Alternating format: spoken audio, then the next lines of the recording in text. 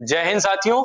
आज हम लोग पढ़ेंगे क्या, तो संविधान के बारे में पढ़ेंगे। और संविधान में अपना जो चैप्टर है वो चल रहा है संविधान का भाग 6, और भाग 6 में है राज्य के बारे में। और राज्य के बारे में ही हम लोग अंदर पढ़ेंगे, कैसे राज्यपाल होते हैं और राज्यपाल का क्या कार्य होता है, कैसे बनते हैं, वगैरह वगैरह दुनिया भर की बातें वो सब हम लोग पढ़ेंगे काय में, तो इसी में। ठीक है, तो जो अपना टॉपिक रहने वाला है ये भाग 6 है संविधान का।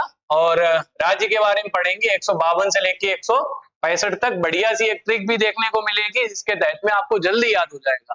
तो सबसे पहले हम लोग देखते हैं आर्टिकल 152 या अनुच्छेद 152। इसमें कहा गया क्या, तो राज्य की परिभाषा, कि राज्य की परिभाषा क्या होगी। अब यहाँ जो राज्य की बात की जा रही, वैसे पॉलिटी में जो राज्य शब्द प्रयोग होता है वो देश के लिए होता है। काय के लिए होता है, तो देश के लिए होता है। लेकिन यहाँ जो राज्य की बात की जा रही वो वही राज्य की बात की जा रही है जो हम लोग करते हैं असल में। जैसे कि हम किस राज्य में रहते, आप किस राज्य में रहते, ये किस राज्य में रहते, वगैरह वगैरह ये बातें। ठीक है, तो जो राज्य की परिभाषा होने वाली वो वही है क्या, एक राज्य किसे कहेंगे, एक ऐसा क्षेत्र जहां पर जनसंख्या भी रहती हो, वहां का शासन भी हो, लेकिन क्या, लेकिन जो संप्रभुता है वो उसको प्राप्त ना हो। अब कहोगे कैसे सर। अब एक राज्य मान लिया उत्तर प्रदेश है, इनके पास जगह भी है, अपनी जनसंख्या भी है, अपना शासन भी है और प्रशासन भी है। ठीक है, लेकिन बात की जाए क्या इनके पास संप्रभुता है, तो संप्रभुता इनके पास नहीं है। ये अपने आप को अलग करना चाहे तो किसी अन्य राज्य में या अन्य देश में थोड़ी ना अलग कर सकते। ये पावर किसके पास में है, केवल संसद के पास में है। ठीक है, अगर ये कल को अलग होना चाहे तो नहीं हो सकते भाई, लेकिन अगर संसद इनको अलग करना चाहे तो इनको अलग कर सकती है। उत्तर प्रदेश का 2 भागों में बंटवारा कर सकती है, 4 भागों में भी कर सकती है।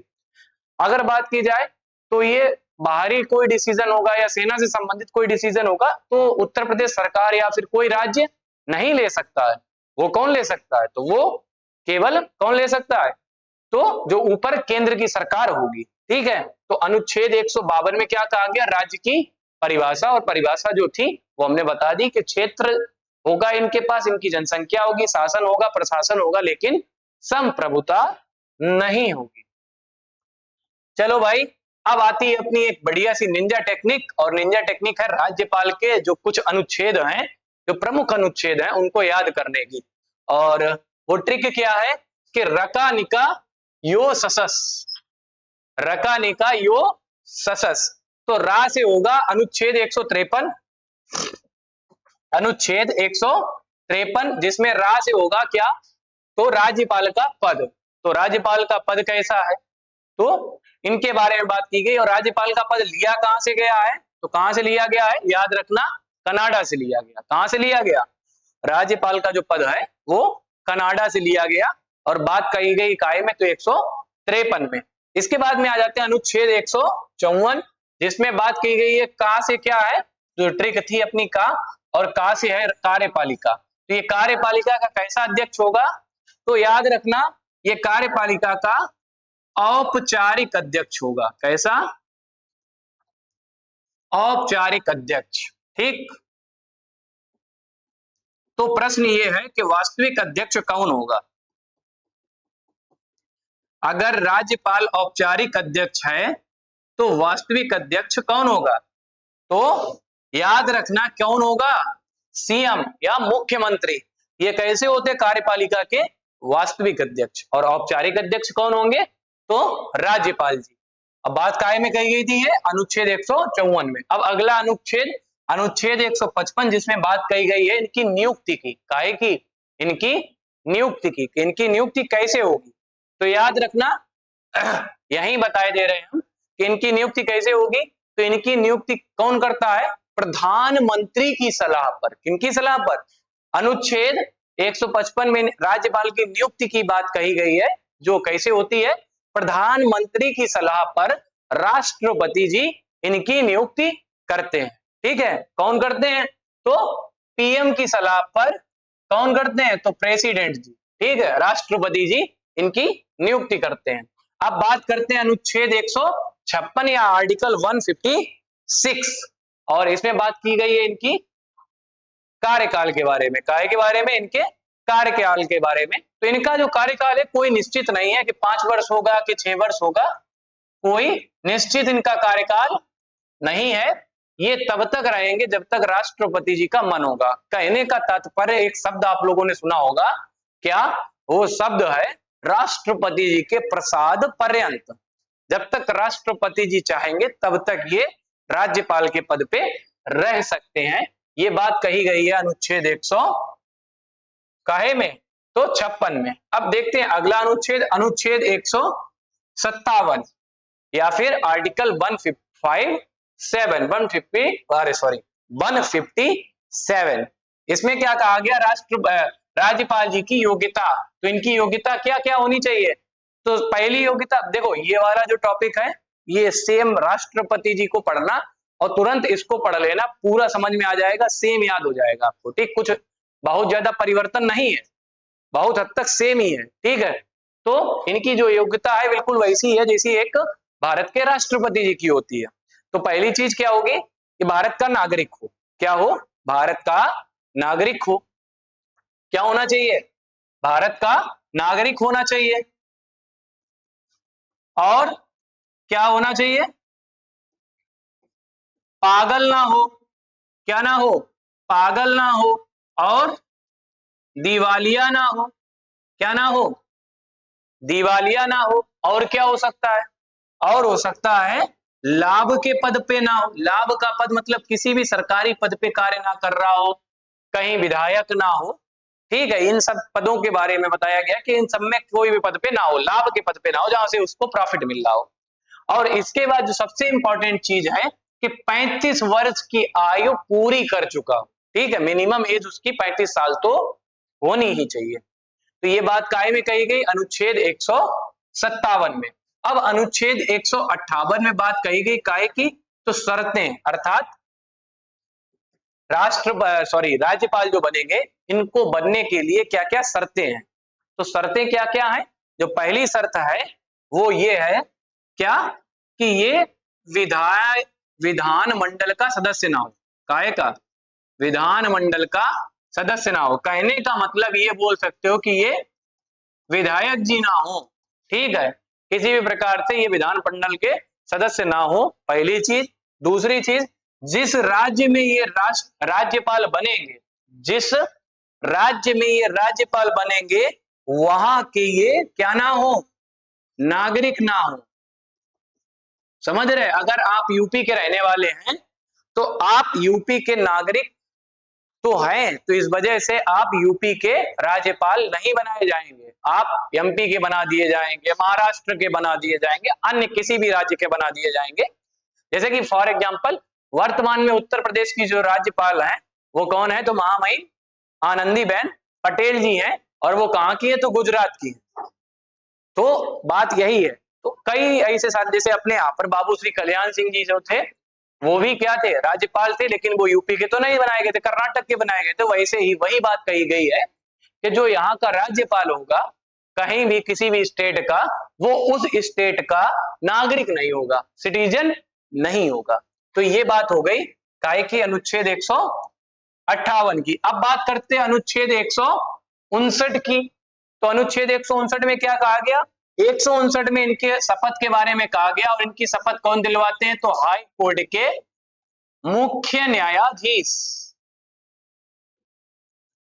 हाई कोर्ट के मुख्य न्यायाधीश इनको क्या दिलवाएंगे?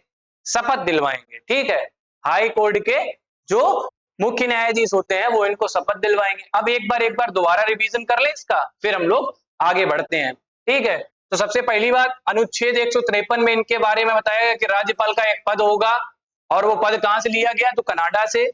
154 में बताया गया काय के बारे में? तो राज्यपाल के बारे में बताया गया कि ये कार्यपालिका के औपचारिक प्रधान होंगे और वास्तविक प्रधान कौन होंगे? तो मुख्यमंत्री। इसके बाद में अनुच्छेद 155 में बताया गया इनकी नियुक्ति कैसे होगी? तो इनकी नियुक्ति पीएम की सलाह पर, प्रधानमंत्री जी की सलाह पर राष्ट्रपति जी करते हैं। इसके बाद में अनुच्छेद 156 में बताया गया इनके कार्यकाल के बारे में। और कार्यकाल कुछ भी इनका निश्चित नहीं है, राष्ट्रपति के प्रसाद पर्यंत इनका कार्यकाल रहता है। इसके बाद में अनुच्छेद 157 में बताया गया इनकी योग्यता के बारे में। और योग्यताएं क्या है? तो भारत का नागरिक होने चाहिए, पागल नहीं होने चाहिए, दिवालिया नहीं होने चाहिए, लाभ के पद पे नहीं होने चाहिए, और सबसे जो इंपॉर्टेंट बात है कि 35 वर्ष की आयु मिनिमम पूरी कर चुके हो। ठीक है, 35 वर्ष की आयु इनकी पूरी होनी चाहिए। इसके बाद में 158 में बताया गया शर्तों के बारे में कि राज्यपाल बनने के लिए क्या क्या शर्तें चाहिए। तो विधानमंडल के सदस्य ना हो और उस राज्य के नागरिक ना हो जहां वो राज्यपाल के पद का निर्वहन कर रहे हो। ठीक है, इसके बाद में 159 में बताया गया इनकी शपथ के बारे में, और वो दिलवाते हैं कौन? तो हाई कोर्ट के मुख्य न्यायाधीश या उच्च न्यायालय के मुख्य न्यायाधीश। आगे बढ़ते हैं, यही सब अनुच्छेद है। राज्यपाल के 153 में बताया गया राज्यपाल के पद के बारे में। प्रत्येक राज्य के एक राज्यपाल होंगे, लेकिन जो सबसे इंपॉर्टेंट बात यह है कि जो एक राज्यपाल हो सकता है प्रत्येक राज्य का, वो हो सकता हो कि किन्हीं अन्य राज्यों में भी राज्यपाल हो। ठीक है, अब पता चला कि कोई राज्यपाल उत्तर प्रदेश का है तो वो बिहार का भी उसी टाइम पे राज्यपाल रह सकता है। कहने का मतलब एक राज्यपाल दो राज्यों में राज्यपाल के पद का निर्वहन कर सकता है। ठीक, पहली बात। दूसरी बात क्या है कि राष्ट्रपति इनमें एक सिस्टम बना देंगे, सैलरी इनको एक ही राज्यपाल की मिलेगी, चाहे वो ये एक स्टेट के रहे चाहे 4 स्टेट के, सैलरी इनको उतनी मिलेगी जितनी एक राज्यपाल को मिलती है। ठीक है, सैलरी का मतलब इनकी तनख्वाह वो उतनी ही होगी, लेकिन जो इनको मिलेगा कैसे? अब पता चला दो राज्यों के, एक राज्य के जो राज्यपाल हैं वो एक अन्य राज्य में भी बना दिए गए। मतलब अब जो एक राज्यपाल, एक व्यक्ति है, वो दो राज्यों का राज्यपाल है। तो उनकी सैलरी मान लिया कितनी है, पता चला 50,000 है सैलरी, दो राज्यों के राज्यपाल बन गए तो 25,000 एक देंगे, 25,000 दूसरे देंगे। तो ऐसे जाके उनको 50-50 सैलरी देनी पड़ेगी, और ये सब पूरा हिसाब लगाते हैं कौन? राष्ट्रपति जी। इसके बाद में अनुच्छेद 154, इसमें कहा गया औपचारिक प्रधान होंगे, काहे के? कार्यपालिका के औपचारिक प्रधान होंगे, और वास्तविक प्रधान कौन होगा? तो सीएम या चीफ मिनिस्टर। इसके बाद में अनुच्छेद 155, जिसमें कहा गया इनकी नियुक्ति कौन करेंगे? तो पीएम की सलाह पर कौन करेंगे? तो राष्ट्रपति जी इनकी नियुक्ति करेंगे। इसके बाद में अनुच्छेद 156, इसमें कहा गया इनका कार्यकाल कितना होगा। तो इनके कार्यकाल के बारे में कोई निश्चित बात नहीं, कुछ निश्चित नहीं, इनका कार्यकाल कितना हो, राष्ट्रपति के प्रसाद पर्यंत इनका कार्यकाल होगा।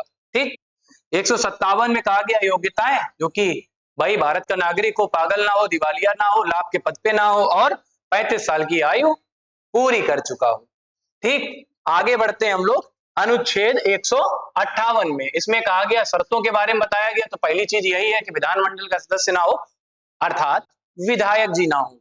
ठीक है, विधायक ना हो, और क्या ना होना चाहिए? उस राज्य के निवासी ना हो जहां के वो राज्यपाल सॉरी। इसके बाद में 159 के बारे में बताया गया, आर्टिकल 159 या अनुच्छेद 159 के बारे में, जिसमें इनके बारे में बताया गया शपथ के बारे में। काय के बारे में? शपथ। इनको शपथ कौन दिलाएगा? तो हाई कोर्ट के मुख्य न्यायाधीश इनको क्या दिलवाते हैं? शपथ। हाई कोर्ट का मतलब उच्च न्यायालय। ठीक है, अब प्रश्न आपसे यह है, उत्तर प्रदेश का उच्च न्यायालय कहां स्थित है और इसकी खंडपीठ कहां स्थित है? आपको ये कमेंट बॉक्स में उत्तर देना है, आप लोगों से भी है। ठीक है, कमेंट बॉक्स में इसका उत्तर दीजिएगा। ठीक है, अगला जो अनुच्छेद है, अनुच्छेद 160 या आर्टिकल 160। ठीक, इसमें क्या कहा गया? आकस्मिक स्थिति। ठीक है, आकस्मिक स्थिति का मतलब है कि कोई ऐसी स्थिति आ जाए जिसमें क्या होगा, राष्ट्रपति जी इनको क्या कर देंगे? राष्ट्रपति शासन लग जाए। ठीक, तो उस स्थिति में राज्यपाल के पास में सारे अधिकार आ जाते हैं, और राज्यपाल ही क्या करते हैं? वहां पर कानून बनाएंगे, अध्यादेश जिसको बोलते हैं, बहुत सारी चीजें जो होंगी वो कौन करेंगे? राज्यपाल जी करेंगे। और ऐसी चर्चा काय में ना हो? संविधान में ना हो। ठीक, इसके बाद में इनके पास और भी शक्तियां होती हैं। अनुच्छेद 161 में जो कहा गया वो कहा गया क्षमादान की शक्ति। इनके पास सारी शक्तियां होंगी क्षमादान की, सिवाय दो के। काहे के? दो के। वो दो शक्तियां कौन सी होंगी? एक तो सेना के मैटर में, अर्थात कोर्ट मार्शल में किसी भी प्रकार से हस्तक्षेप नहीं कर सकते, इनके हाथ में नहीं। और दूसरा, ये मृत्यु दंड की जो सजा है उसको माफ नहीं कर सकते। बाकी सारी, किसी के ऊपर अगर कोई सजा है तो उसकी प्रकृति को बदल सकते हैं। ये टॉपिक पूरा तुम राष्ट्रपति वाला पढ़ लेना एक बार डिटेल में, इस वजह से इसको जल्दी जल्दी लेके चल रहे हैं, क्योंकि उसमें डिटेल में पढ़ा है, सेम वही सब कुछ यहाँ देखने को मिलेगा। इसके बाद में देखते हैं अनुच्छेद 162, जिसमें कहा गया कार्यपालिका की शक्ति का विस्तार कौन करता है? तो राज्यपाल जी करते हैं। जो कार्यपालिका की शक्ति है इसका विस्तार कौन करेगा? तो राज्यपाल जी करेंगे। ये एक बात काय में कही गई तो अनुच्छेद 162 में, और अनुच्छेद 163 में कहा गया राज्यपाल को सलाह देने के लिए एक क्या होगी, मंत्रिपरिषद। अगर राज्यपाल कुछ काम करने जा रहे हैं तो उनको सलाह देने के लिए एक मंत्रिपरिषद गठित की जाएगी, और वो सब में ही होती है। मंत्री तो सब में, सभी राज्यों में होते हैं ना। और उन मंत्रियों के जो हेड होते हैं, उनके अध्यक्ष होते हैं, उनमें मुख्य होते हैं कौन, तो सीएम। ठीक है, जो इनको सलाह देने के लिए मंत्रिपरिषद बनाई जाएगी उसके अध्यक्ष होंगे मुख्यमंत्री। ठीक, अनुच्छेद 164 में कहा गया कि सीएम जो होंगे, सीएम की सलाह पर क्या होंगे, राज्यपाल जो होंगे मंत्रियों की नियुक्ति करते। जैसे ऊपर राष्ट्रपति की जो होते हैं वो राष्ट्रपति जी नियुक्ति करते हैं काहे की, केंद्रीय मंत्रियों की, किनकी सलाह पर, तो प्रधानमंत्री जी की सलाह पर। ठीक, वैसे ही यहाँ पर सीएम जो होंगे, मुख्यमंत्री होंगे, उनकी सलाह पर राज्यपाल जी मंत्रियों की नियुक्ति करते हैं।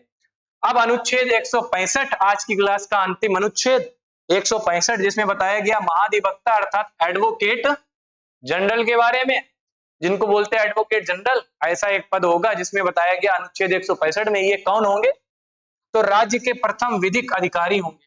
ठीक, ये होते कौन है, तो राज्य के प्रथम विधिक अधिकारी होते हैं। दूसरा क्या है कि ये कानूनी सहायता, अर्थात राज्य को कानूनी सहायता देने के लिए ये पद बनाया गया होता है, जिसमें होता है क्या है कि ये राज्य में अगर कोई कानून बनाया जा रहा है तो इनसे थोड़ी बहुत सहायता ली जा सकती है, और ली भी जाती है कि भाई इनसे ज्यादा नॉलेजेबल कौन होगा, क्योंकि राज्य का प्रथम विधिक अधिकारी। इसके बाद में बात आती है ये क्या, कि राज्य के जो विधानमंडल होगा उसमें ये भाग ले सकते हैं। विधानमंडल में जो सदन चल रहा होगा उसकी कार्यवाही में भाग ले सकते हैं, लेकिन किसी भी प्रकार से सदस्य ना होने की वजह से, किसके, विधानमंडल के, तो ये मतदान नहीं कर सकते, मतदान नहीं कर सकते। मतलब विधानमंडल की कोई अगर कार्यवाही चल रही है, अगर आपने सदन देखा हो, योगी जी बैठे होंगे उधर साइड में, अखिलेश यादव जी और भी कई सारे विधायक बैठे होते हैं, तो इनके बीच में जो भी वार्तालाप चल रही होती है उसको ये बैठ के सुन सकते हैं। ठीक है, उसमें भाग ले सकते हैं, लेकिन मतदान की स्थिति जब आएगी तब ये नहीं कर सकते। क्यों नहीं कर सकते, क्योंकि वो उस सदन के क्या नहीं होते, सदस्य नहीं होते। ठीक है, इसके बाद में अगला और अंतिम पॉइंट आज की क्लास का, उच्च न्यायालय या बोल सकते हो हाई कोर्ट के मुख्य न्यायाधीश जो होते हैं उनके बराबर इनकी क्या होती है, योग्यता। इनकी योग्यता हाई कोर्ट के न्यायाधीश के बराबर होती है। और ये रहा अपना आज का टॉपिक राज्यपाल का। ये टॉपिक पूरा होता है समाप्त। आई होप आप लोगों को इस क्लास में मजा आया होगा, और बहुत जल्दी ये क्लास हो गई, मेरे ख्याल से 15 मिनट की ही क्लास होगी। 15 मिनट में आपका एक बड़ा टॉपिक जिससे 2 नंबर का प्रश्न सभी एग्जाम में पूछा ही जाता है वो समाप्त हो गया। मिलते हैं अपनी अगली क्लास में, लेकिन उससे पहले वीडियो को लाइक कीजिएगा, चैनल को सब्सक्राइब कीजिएगा, और जो आपके आसपास में छात्र पढ़ रहे हो उन तक ये वीडियो को पहुंचाइएगा। कहने का मतलब शेयर कीजिएगा। ठीक है, मिलते हैं अपनी अगली क्लास में। जय हिंद साथियों।